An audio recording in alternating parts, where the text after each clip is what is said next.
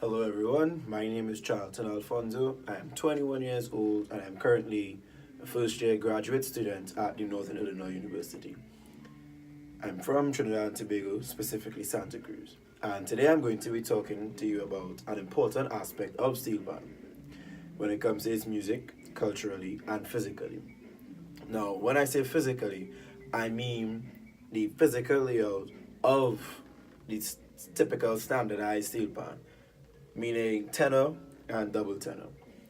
Now, for those of you that may not know, the average tenor is laid out in what we will call musically the circle of fifths.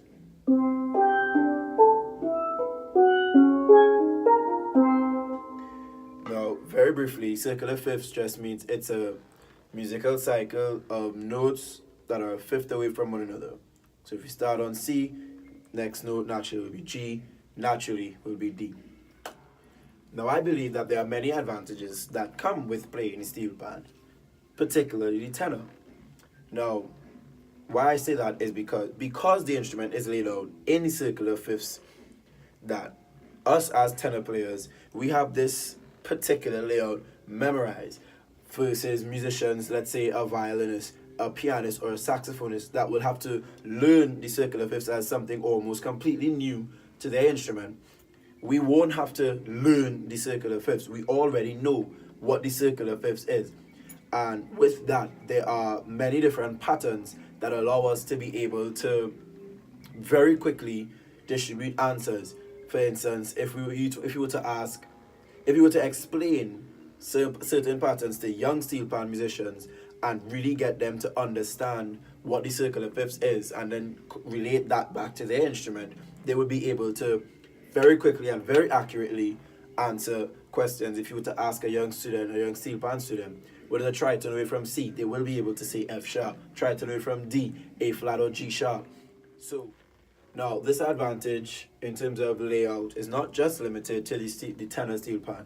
If we look at the double second steel pan, which is another very popular pan in the steel pan playing world, that pan is predominantly laid out in a whole tone pattern per pan, thus allowing us to get all 12 notes.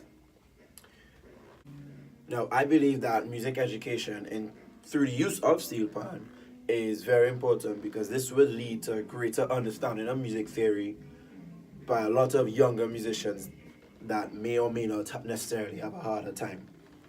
Because if we were to implement steel pan at primary schools, secondary schools, or elementary, middle schools, and high schools, music theory would come a lot easier to students due to the fact that it's physically laid out in the circular fifths and or whole tone scales.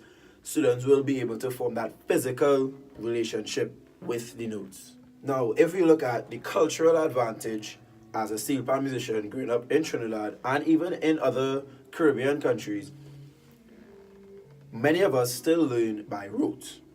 It's not the main way of learning anymore, as many musicians are very competent in their reading skills, but it's still a very active form of learning in the steel band community. Many times you can walk into a pan yard and you have music to learn because you missed last week. You can talk to your friend and oftentimes they're just going to either show you or tell you the notes and sing the rhythms. Now, I think that this is overlooked sometimes and even looked down upon by other musicians, but this is a very necessary skill. This causes some more well-rounded and competent oral skills within the listeners.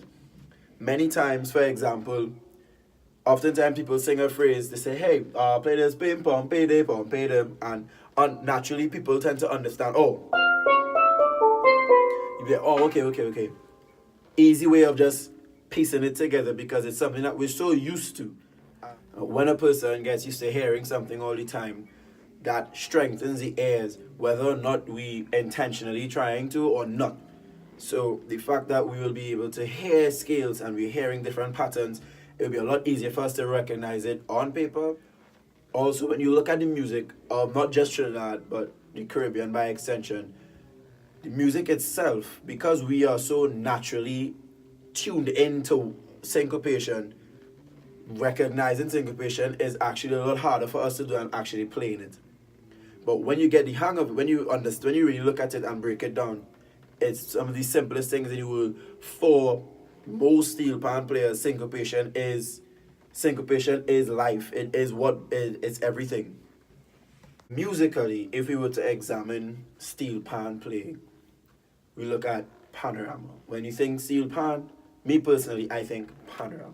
Panorama music alone contains so many hidden musical nuggets and just ideas that were stated already.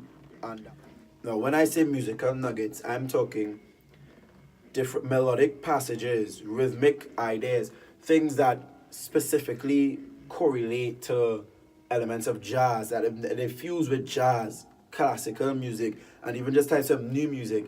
These ideas are often morphed and fused into panorama music, which often is overlooked by many of us because we don't necessarily analyze panorama music in the way that we should.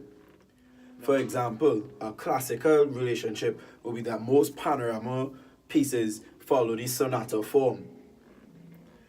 But if you look at jazz, when we listen to the language that panorama music uses, especially when it comes to the variations of the verse and choruses, this is basically pre-written solos, much like you can find in big band scores or even in some smaller settings. If we were to start analyzing these pieces from earlier ages and even more frequently, this would assist in not only improvisation over jazz standards, calypso, but it would assist in personal composition and arrangement skills.